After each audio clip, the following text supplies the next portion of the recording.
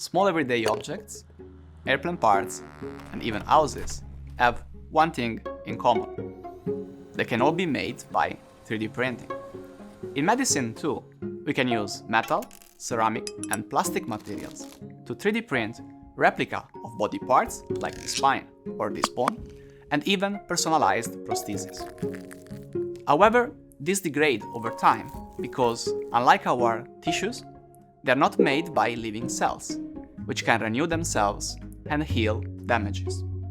In my research, I try to fix that by 3D printing human tissues, not with ceramics or plastics, but with living cells.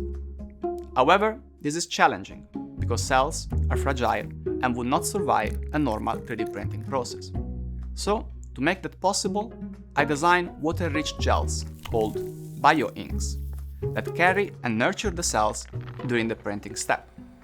In this way, this mixture of cells and gels can be sculpted into the desired architecture by using 3D printing nozzles or even cell-friendly laser light.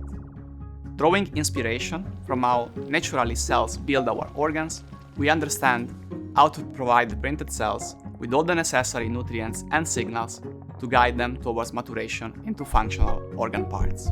In this way, we take steps towards a future in which personalized medicine is possible and in which we can 3D print body parts to replace tissues damaged by trauma, tumors, or aging.